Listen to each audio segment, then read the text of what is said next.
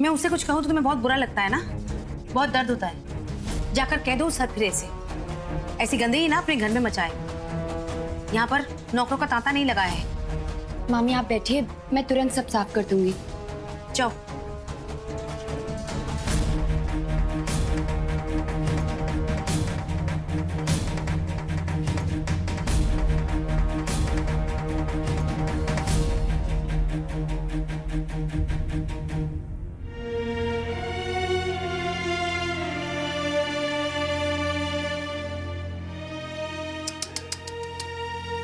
क्यों है पूजा?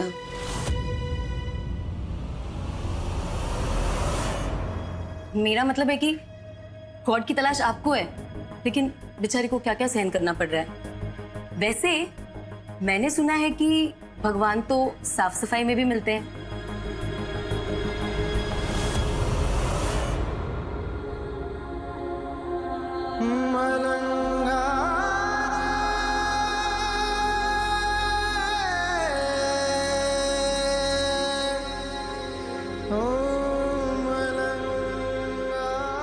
मुझे दो, मैं करता हूँ।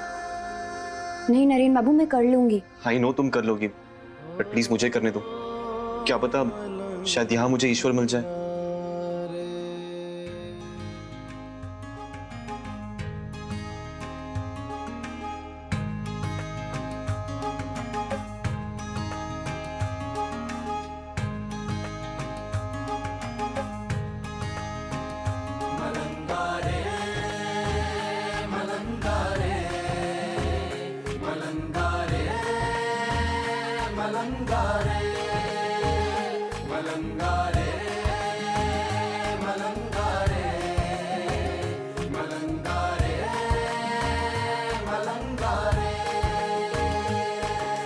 चोला कहाँ से ये तूने रंगवाया रे, चोला कहाँ से ये तूने रंगवाया रे। कहाँ जाए रे तू मलंगा, कहाँ जाए रे तू, कहाँ जाए रे तू मलंगा, कहाँ जाए रे तू।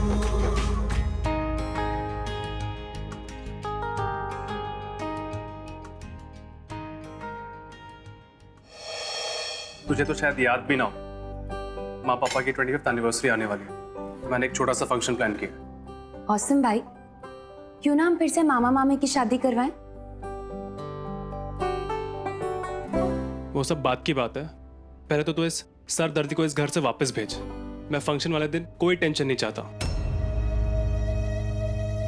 मामा, नरेन बाबू, खाना तैयार है, बैठिए।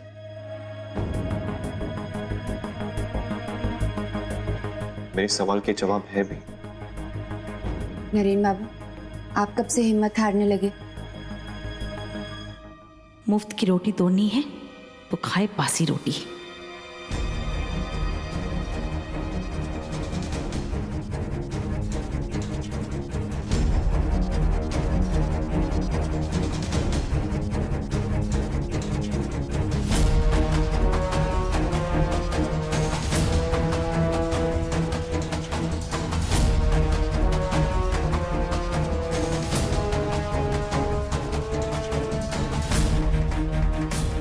मामी ने तो नरेन बाबू को बासी रोटियां देती हैं, मैं अभी उनके लिए ताज़ी रोटियां बना देती हूँ।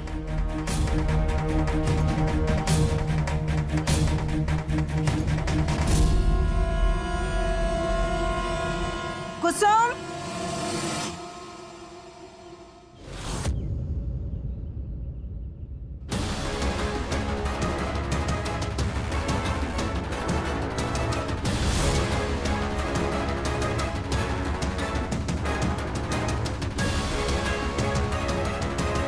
ये देख, मैं तेरी वाली हींग की सब्जी बना कर लाई हूँ। अच्छा जरा चखो तो।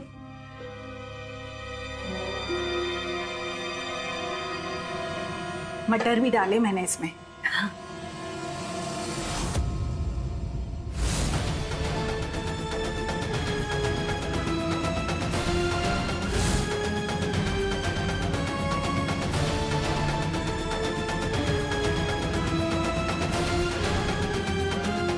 कुसुम, मुझे लगता है ये लड़की नाक कटवा कर ही मानेगी। अरे कोई पराए मर्द की झूठी प्लेट से खाता है क्या? अच्छा चल, मैं अभी चलती हूँ, बाद में आती हूँ।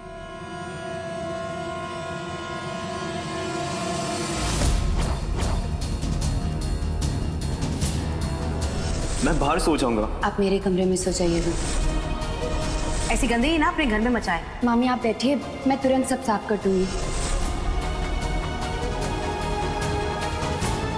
पूजा, जरा बाहर आना।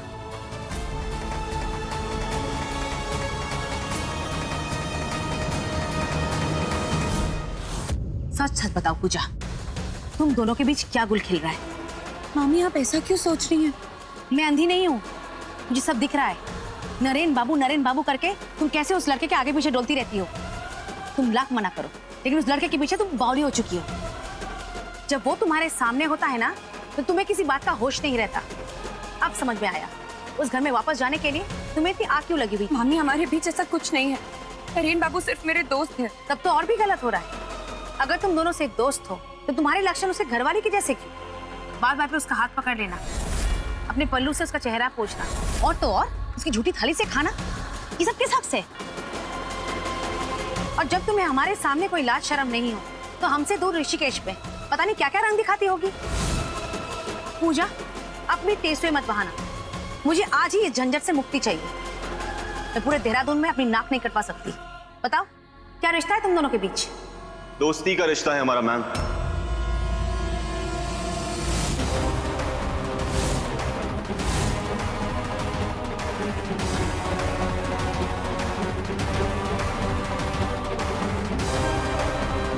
और तुम गर्दन झुकाकर क्यों खड़ी हो? बिना गलती के सिर्फ डरपोक चुप रहते हैं। मेरे सामने तो बहुत बहादुर बनती हो, फिर अब क्या हुआ? और मैम, आप एक ही बात पर बार बार सीन क्रिएट करने का क्या मतलब है? आप मुझे बताएं कि मैं आपको क्या गारंटी दूं जिससे आपको तसल्ली मिल जाए? मुझे तसल्ली देना चाहते हो तो अभी के अभी इस घर से दफा हो जाओ, और आइंदा पूजा की तरफ पलटकर भी मत देखना। यही तुम्हारी गारंटी हो। नरेन बाबू,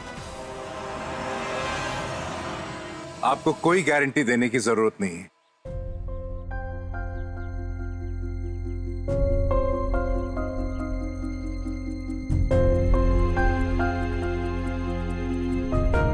कभी कभी मन से बढ़कर कोई गारंटी नहीं हो सकती।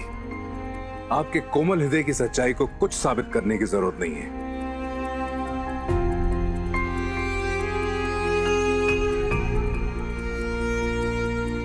देखिए नरेन बाबू, आपकी इस खोज का अंत क्या होगा ये तो मैं नहीं कह सकता। और क्या पता, आपके साथ चलते चलते हमें भी उस अद्भुत प्रकाश का आभास हो जाए। इसका मतलब आप मेरी हेल्प करेंगे? कोशिश पूरी करूंगा।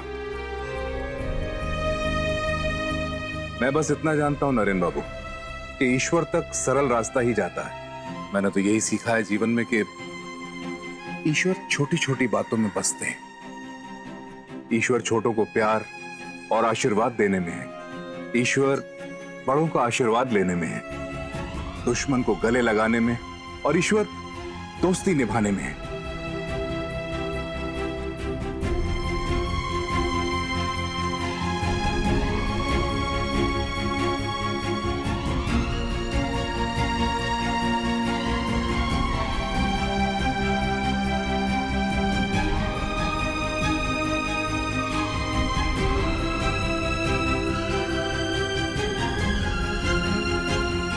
चलो मेरे पैर छू।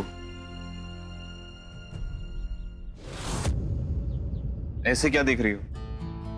सुनानी मामा जी ने क्या कहा? ईश्वर छोटों को आशीर्वाद देने में है। तुम मुझसे उम्र में छोटी हो, सो कम ऑन, मेरे पैर छूकर मेरा आशीर्वाद लो।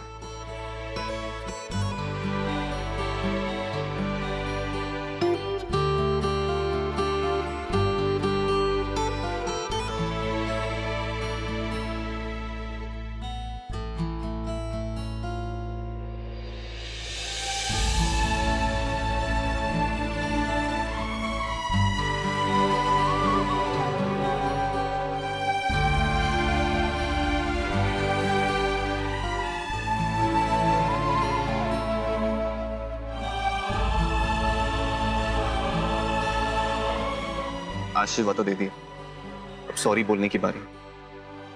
लेकिन मैं सॉरी क्यों? सॉरी तुम नहीं, मैं कहूंगा। आई नो कभी कभी बहुत रूड हो जाता हूँ, मैं डांट देता हूँ, तुम्हें परेशान भी करता हूँ, इसलिए आज तक की सारी बातों के लिए सॉरी।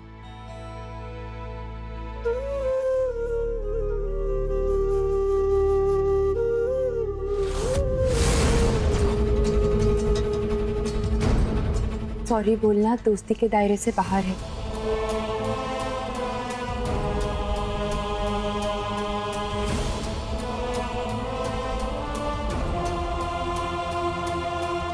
ये क्या कर रहे हो? मुझसे उम्र में बड़ी है, आपका भी तो आशीर्वाद दूंगा। हाँ ठीक है ठीक है।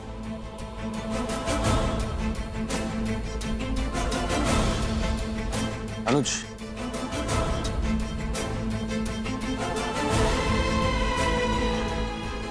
आई नो अनजाने में मैंने तुम्हें बहुत दुखा, इसलिए आज मैं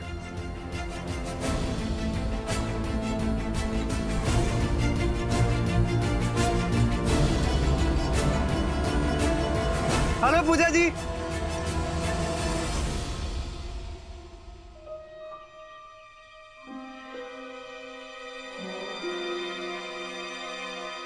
मयंक बाबू, आप यहाँ? बस दिल ने पुकारा तो मैं खींचा चले आया। मयंक, तुम पूजा से उम्र में बड़े हो या छोटे? बातें तो ये बच्चों से करते हैं, पर होंगे तो बड़े ही। तो फिर चलो रिश्ता निभाओ, इसके भी पैर छू, और मयंक अच्छे से आशीर्वाद देना।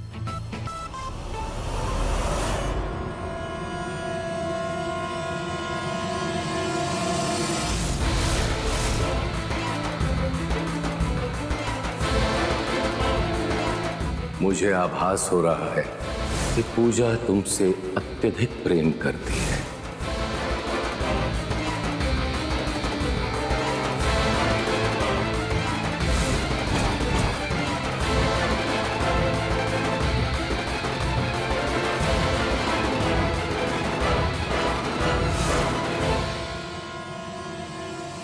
लगता है मयंक भी अपनी दुश्मनी निभा रहा है।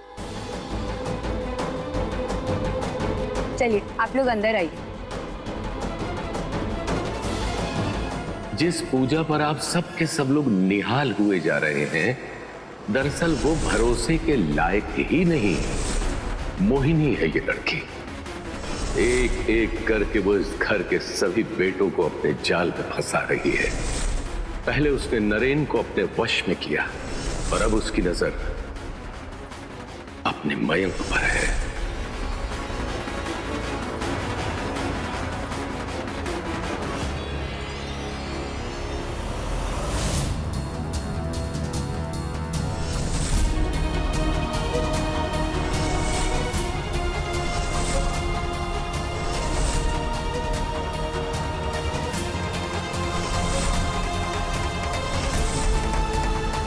पूजा मेरी दोस्त है।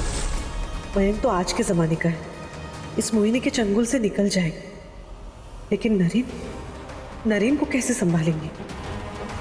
मुझे तो नरेन की चिंता हो रही है।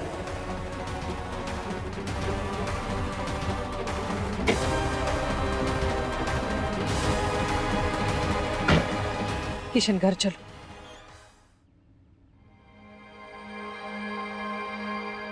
वैसे तो ट्रांसफर भी हो सकते थे, फिर यह खुद क्यों है?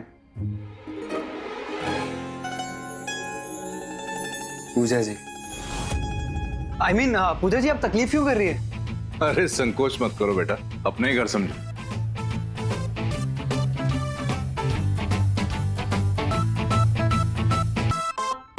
अरे कुसुम, जरा बच्चों के लिए कुछ चाय पानी का इंतजाम तो करवा दो।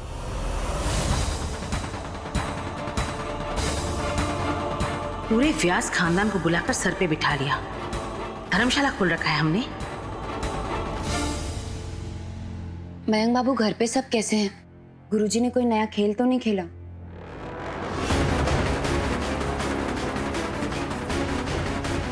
वैसे भाई जब से यहाँ पे आए हैं ना, गुरुजी भी काफी शांत है। एंड आई एम श्योर कि ये चैलेंज भाई जीतेंगे। एंड जब पूजा जी आपके साथ है तो आई एम डबल श्योर, है ना पूजा जी? आप लोग बातें कीजिए, मैं चाय लेकर आती हूँ। नहीं पूजा जी, मैं चलता हूँ। अब दुश्मन से नेक्स्ट टाइम गले मिलने का कोई बहाना भी तो बचना चाहिए।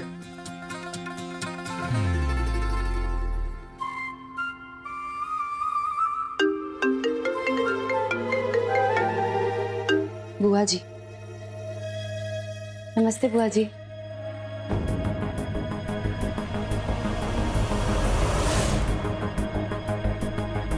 अभी ठीक है।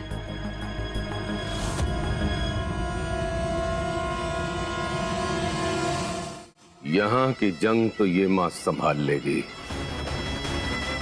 चलो बच्चे, देहरादून में भी विजय पताका लहराने का वक्त आ गया है।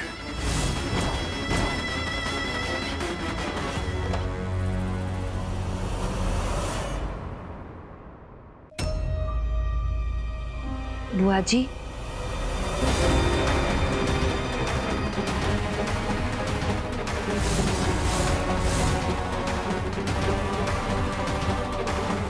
बैठो।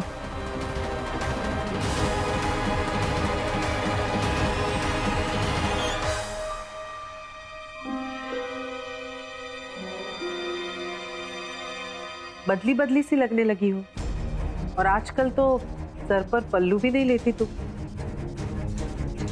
और ये नए कपड़े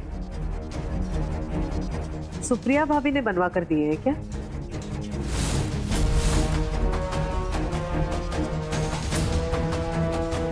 बुआ जी, कोई बात है क्या?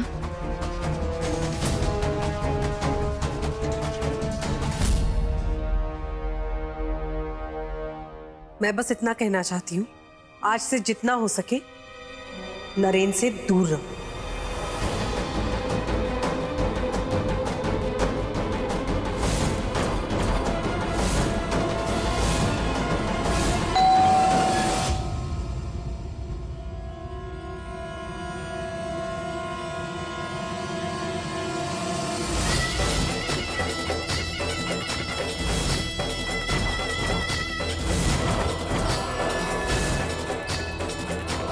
Hello Naren, how are you?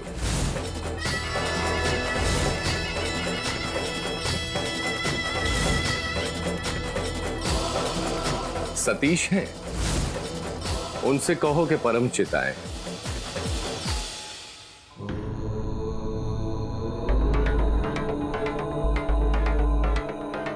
सु, थोड़ा रेस्ट कर लो। Look at you.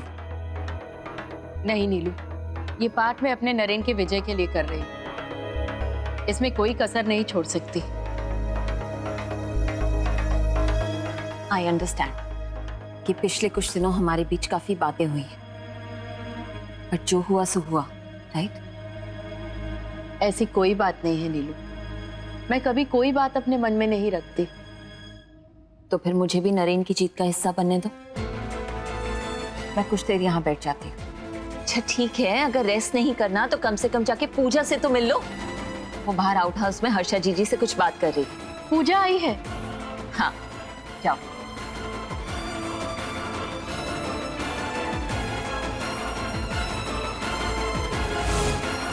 देखो पूजा, इतने दिनों से तुम हमारे परिवार के साथ मिलकर रही, पर हमेशा के लिए हमारे फैमिली की हो जाओ, ये सपना देखना छोड़ दो। तुम अनाथ हो, बेसहारा। मुझे भी इस बात की बहुत तकलीफ होती है, पर तुम तो बेसहारा होने के नाम पर हम सबका फायदा उठाने लगी हो। बुआ जी, आप मुझे अचानक ऐसा क्यों कह रही हैं? मुझसे कोई गलती हुई है क्या? सही गलत मैं नहीं जानती, मैं बस इतना जानती हूँ कि आज के आज नरेन को देहरादून से यहाँ वापस भेज दो और हमेशा के लिए मेरे बच्चे का पीछा छोड़ दो। जीजी,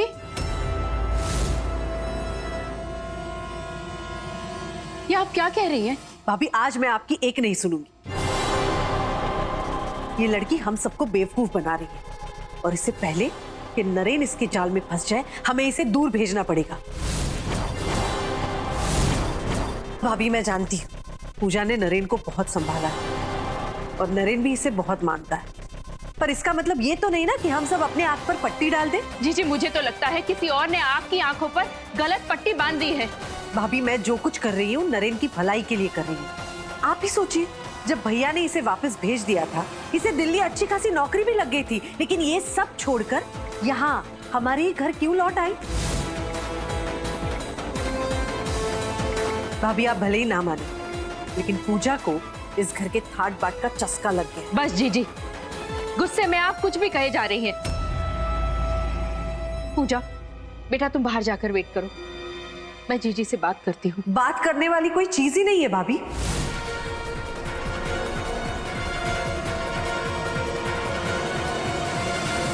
पूजा को यहां से जाना होगा बस, और इसी में नरेन की भलाई है।